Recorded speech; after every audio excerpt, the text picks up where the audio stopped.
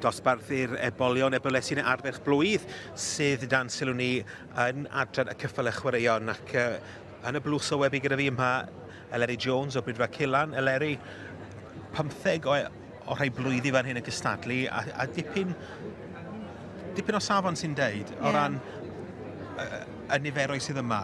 Chwarae teg, mae'r safon yn uchel ofnadwy, dwi'n meddwl, a maen nhw gyd wedi wneud i gwaith cartra, mae bob dim yn bihafio'n dda ac yn twyso'n dda, sydd i'm wastad yn hawdd efo wbeth blwydd, yn enwedig greu fel hyn. A mae'r safon yn andros uchel chwarae teg.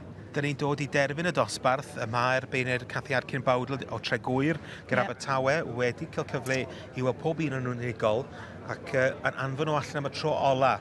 Gwyd ni weld os bydd yna newid yn y drefn. Wyt ti'n tybio fi yna newid, Leri? Wel, swn i'n synnu i fod yn onest. Dwi'n gweld yr un sydd yn ail yn cered allan yn well a bach mwy o sport o'r taip. Mae'r un sy'n gynta allan mwy o taip in hand dangos mewn llaw, dwi'n meddwl, o bosib.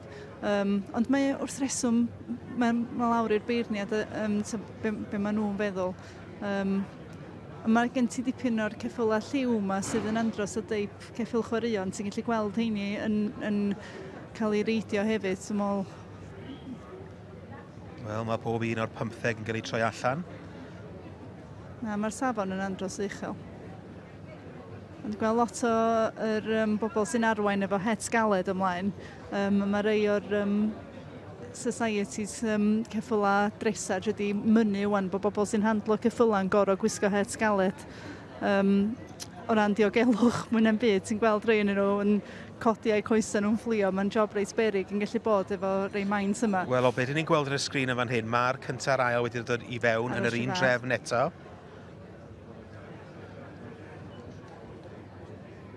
Ond dim di gorffan eto, dwi wedi gweld nhw newid nhw funud ola cyn heddiw fyd, cofio. Gawn ni weld. Gawn ni weld. Y drydydd wedi dod i fyny, y pedwerydd wedi symud fyny i'r drydydd safle. Nath yr un yna wneud sioe dda yn dod, ond shotyn yn neis. Da ni'n ffansio hwnna yn gynharach. Do. Ar ôl y Moonmin yn drydydd. So ar hyn o bryd, Saltra Celtic Prince yn gynta. Yn yr ail safle, Caerini All That Jazz. Ac yn drydydd, ar ôl y Moonmin, Ceffyl Lliw. Fe'n lliw arall yn bedwerydd wan. 1, 2, 7, 8. Sef Willow's Way, Mr Brightside.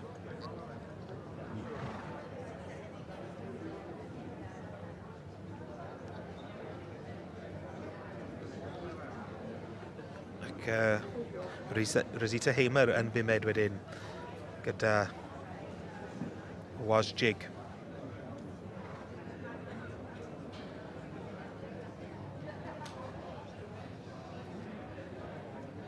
Wel, dal, mae Cathy Cynbawdl dal i fod yn trio roi drefn ar yr 15 o geffylau sydd wedi bod yn cystadlu. Ac mae pawb i weld yn cael hwyl, dydyn ti'n gorfod cofio na dyna beth yw'r pwrpas mwyaf o gadw ceffylau. Mae yna dipyn o awyrgylch yma chwarae teg yn yr habell y geffylau a dipyn o gynulleidfa wedi ymgymull yma erbyn hyn. Wrth gwrs, y Ceffylau Chwaraeon yn hyn o boblogaidd ar adran ecu ddilyn hefyd. Felly mae'r lle yn dechrau llenwi.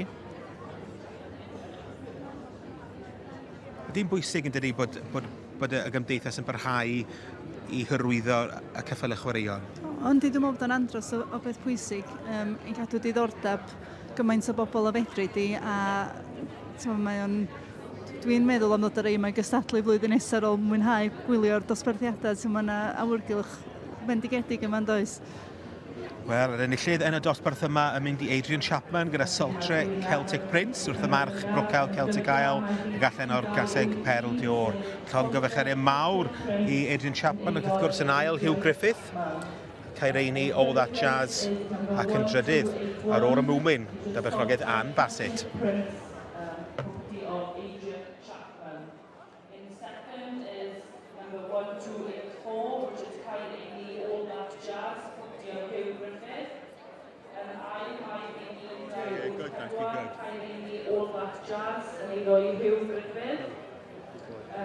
Well done, a great class, 15 in the sports horse class, and a lovely win. It is for him, bless him, because obviously we've campaigned him this year, not overly, but to do it with his first sport horse class, so to win's all the more special. Yeah.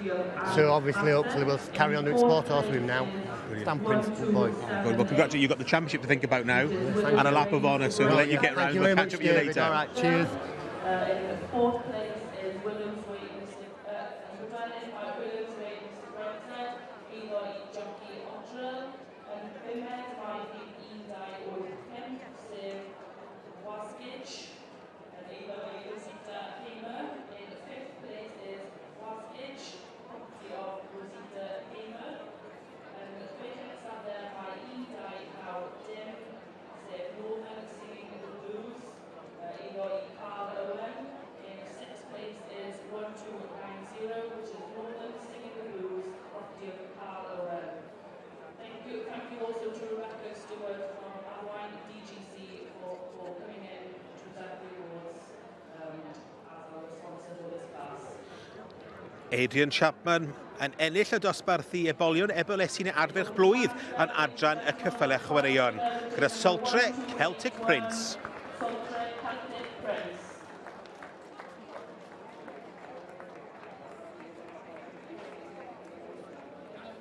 Followed by second place, which is number 1284. In third, 1279. In fourth, 1278. In fifth, 1285. And in sixth, 1290.